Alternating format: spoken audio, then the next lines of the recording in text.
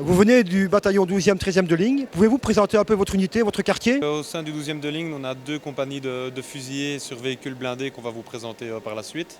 On a une compagnie d'instruction également avec des snipers et éclaireurs, une compagnie de réserve et également la compagnie état-major et service. Notre bataillon, vu que nous sommes un bataillon isolé, nous possédons une capacité Eureka, une capacité médicale, également des infrastructures sportives à notre niveau. La vie à la caserne est vraiment bien et pour les personnes qui habitent loin, il n'y a pas de souci de logement, il n'y a pas de souci avec ça. Quelle est votre fonction au 12e, 13e de ligne? Donc moi je suis chauffeur d'ergo, donc mon travail consiste à amener mes hommes en toute sécurité d'un point A à un point B le plus rapidement possible. Et une fois le travail terminé, on se dépêche d'aller les récupérer et de quitter la zone.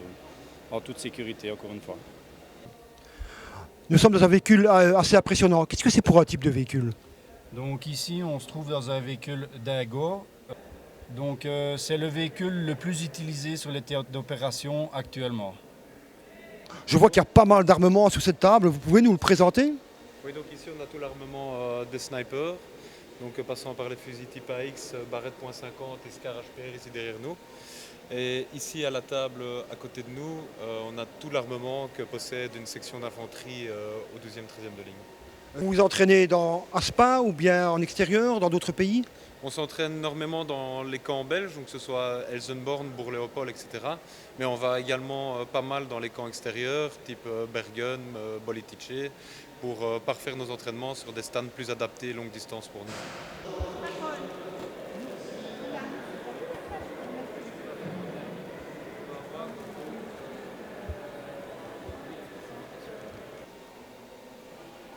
Bonjour, à quelle unité appartenez-vous? Bonjour, donc moi j'appartiens au bataillon chasseur ardennais qui est caserné donc ici même à Marchefamenne. Il y a longtemps que vous appartenez à ce bataillon? Moi ici en septembre ça fera 3 ans que je ferai partie du bataillon. Donc, comme ça fait il n'y a pas longtemps, donc quelle était votre formation pour arriver jusqu'ici? Donc ma formation s'est faite en 2 fois 3 mois. Donc 3 mois où c'est la PIM comme on appelle ça.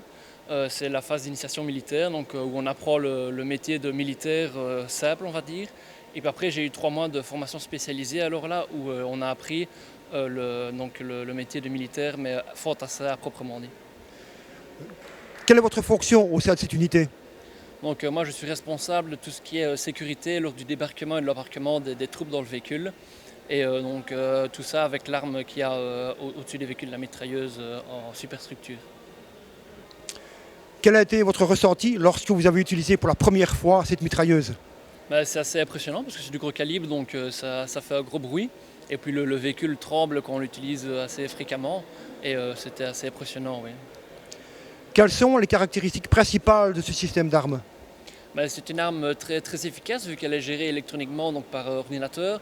On a des caméras de jour, des caméras de nuit qui permettent de voir très loin dans la profondeur du paysage. Elle permet de tirer à plus de 2000 mètres et tout ça très précisément parce que c'est géré électroniquement.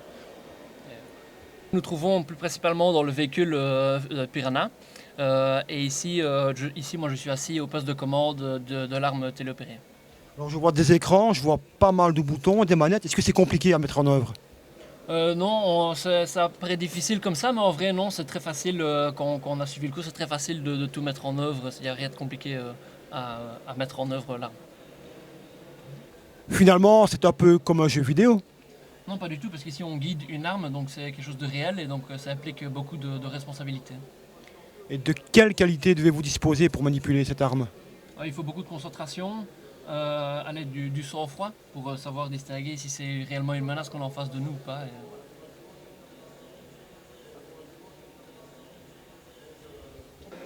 Comment est organisé le bataillon de chasseurs ardennais?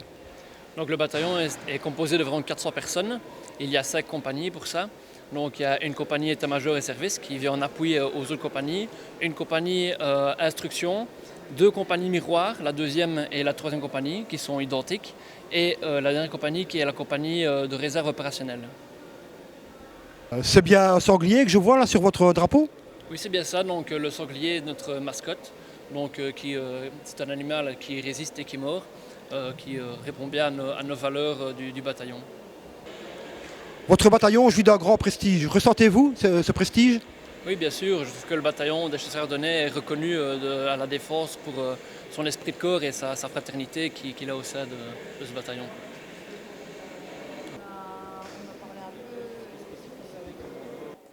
Donc, la formation de base pour un volontaire commence à marcher d'abord pour devenir paracommandeur. Donc, la formation de base, c'est 10 semaines. Est-ce que ce que vous voyez jusqu'à présent répond à vos attentes?